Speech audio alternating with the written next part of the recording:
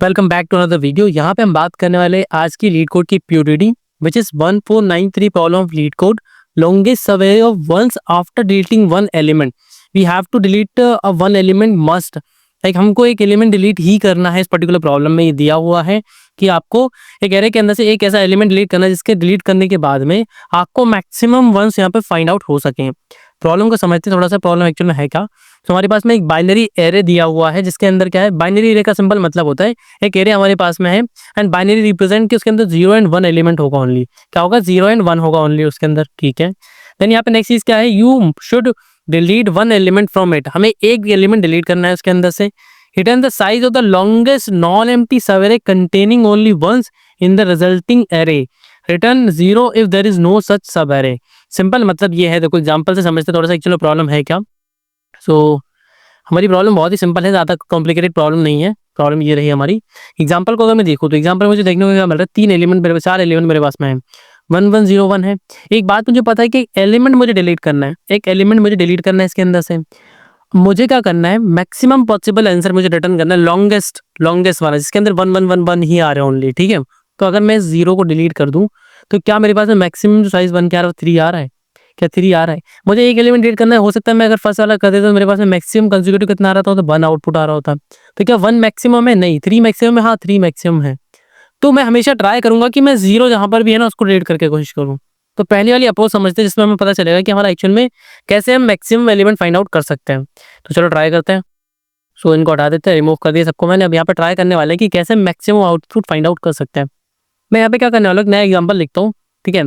1 लिख लेते हैं, ठीक है, 1 0। देन उसके बाद 1 लिखता हूँ, देन यहाँ पे 4 टाइम 1 लिखता हूँ, ठीक है, 4 टाइम 1 लिखता हूँ, ठीक है। देन थोड़ा सा लंबा सा एग्जाम्पल लेने वाला है, ठीक है। तो एक और 0 आ गया यहाँ पे। फिर यहाँ पे 5 टाइम 1 लिखता हूँ, ठीक है, 5 टाइम 1 2 3 4 एंड 5 टाइम 1 लिखता हूँ, ठीक है। अब यहाँ पे मेरी अप्रोच क्या रहने वाली सॉल्व करने के लिए वो समझते थोड़ा सा। तो देखो मैं क्या करूंगा, जहां जहां 0 है ना वहां वहां रुक जाऊंगा। मैं आगे बढ़ता जा रहा हूँ। फिर मेरे आई ने कहा कि यहाँ पे 0 है तो मैं यहाँ पे रुक गया। जब मुझे 0 फाइंड आउट हुआ तो मैं क्या करूंगा, मैं चेक करूंगा कि यहाँ तक कितने कंटिन्यूस 1 मेरे को मिल पा रहे हैं। तो कंटिन्यूस 1 का काउंट कितना है, 3 है। लेफ्ट साइड से 3 है, राइट साइड से कितना है, 4 है। ओवरऑल कितना हो रहा है, दोनों का सबमिशन 7 हो रहा है, ठीक है। तो मैं अज्यूम करके चल रहा हूँ मैंने इसको डिलीट कर दिया, तो मैं सबमिशन को ले लेता हूँ मेरे मैक्सिमम सबमिशन के अंदर। तो अभी मेरा मैक्सिमम सबमिशन कितना हो गया, 7 हो गया यहाँ पे।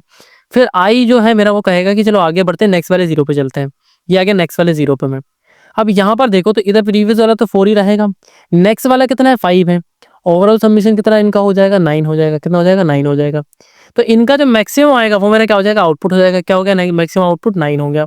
तो मुझे समझ में क्या है, मुझे क्या करना है, हर बार हर 0 पे जाना है एंड उसके लेफ्ट एंड राइट में जो मैक्सिमम काउंट है वो मुझे ले लेना है।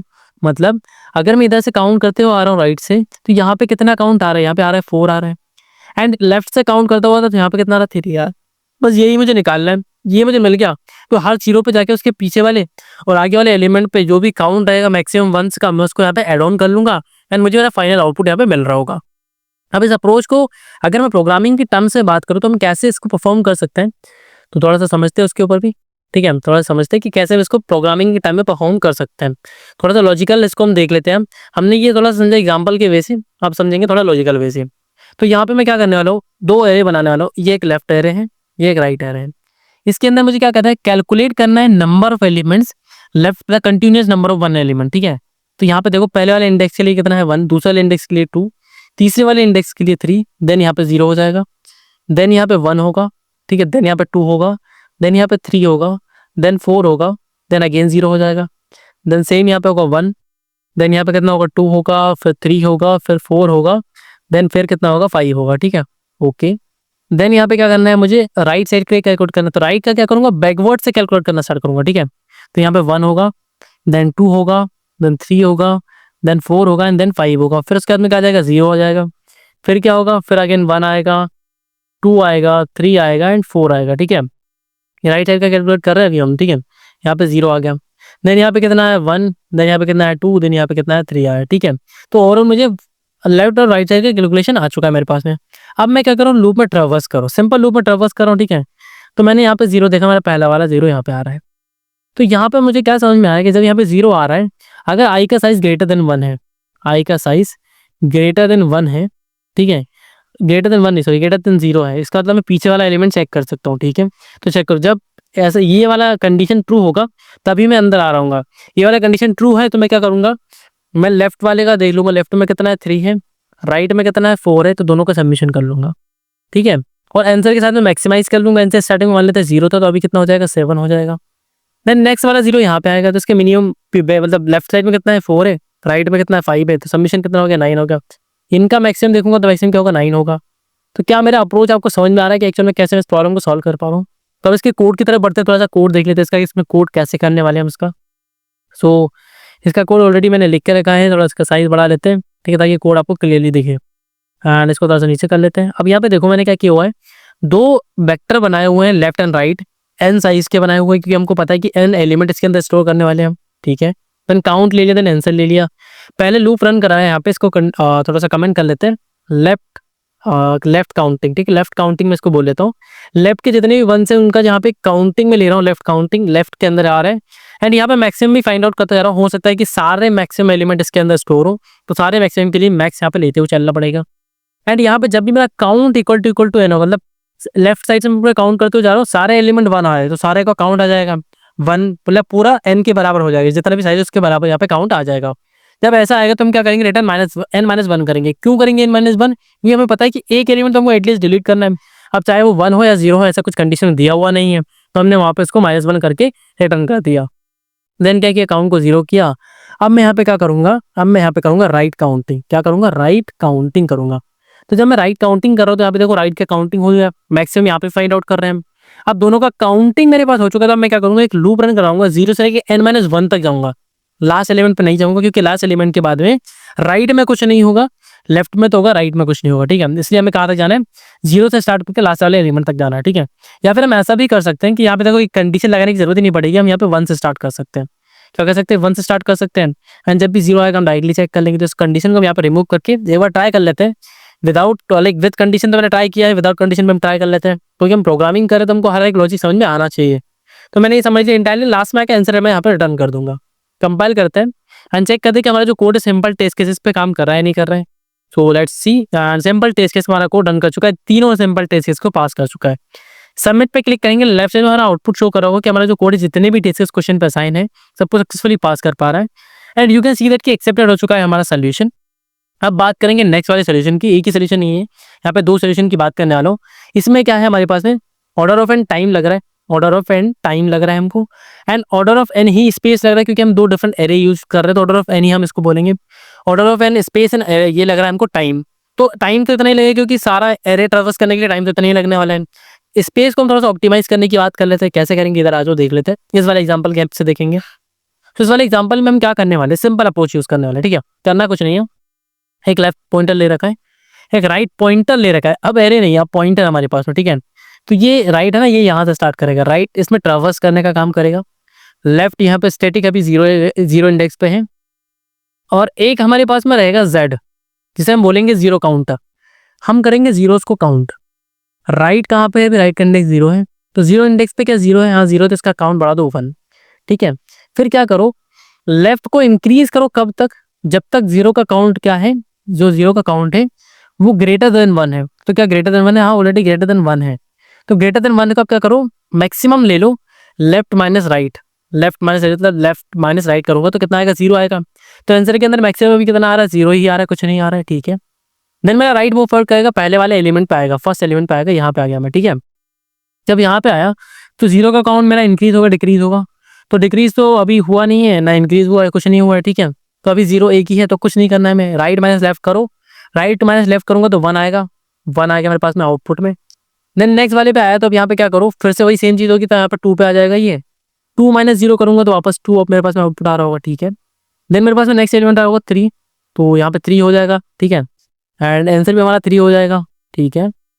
देन नेक्स्ट मूव फॉरवर्ड करूंगा 0 पे, तो यहाँ पे 0 का काउंट कितना हो जाएगा, 2 हो जाएगा 0 का काउंट। जैसे ही 0 का काउंट 2 हुआ, मुझे क्या पता है लेफ्ट कब इंक्रीज करेगा, जब 0 का साइज क्या हो जाएगा, ग्रेटर देन 1 हो जाएगा। एंड जब तक ग्रेटर देन 1 होगा तब तक इंक्रीज करता रहेगा।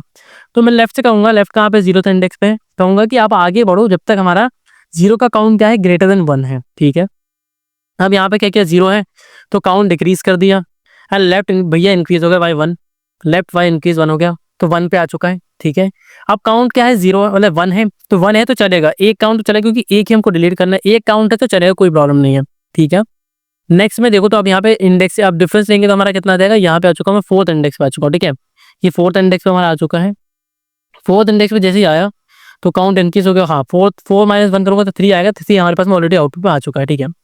नेक्स्ट देखो यहाँ पे आउटपुट आगे बढ़ेगा तो हमारा आर कहाँ पे, राइट कहाँ पे आ गया, 5 पे आ गया, ठीक है।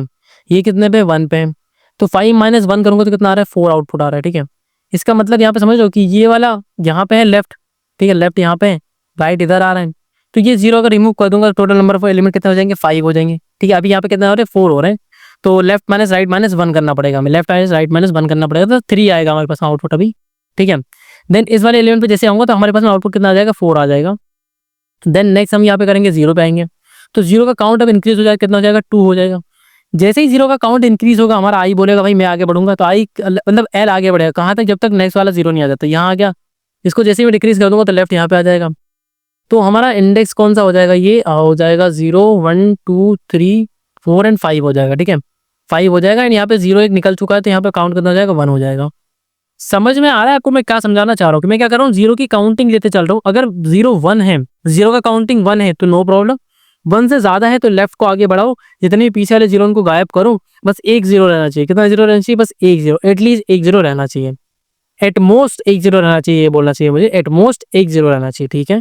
देन नेक्स्ट यहाँ पे क्या हो गया, अब यहाँ पे काउंट देखोगे तो यहाँ तक आएगा एंड काउंट 3 आएगा, तो मैक्सिमम मेरे पास में काउंट कितना आया था, यहाँ पे मैक्सिमम मेरे पास काउंट आया था 5 आया था, ठीक है। मैक्सिमम काउंट कितना आया था, 5 आया था, इस वाले इंडेक्स पे जैसे ही मारा था, यहाँ तक 4 था, ठीक है, यहाँ तक 4 था, फिर यहाँ पे कितना हो गया था, 5 आ गया था, तो मैक्सिमम आउटपुट क्या था, 5 आ रहा था हमारे पास में।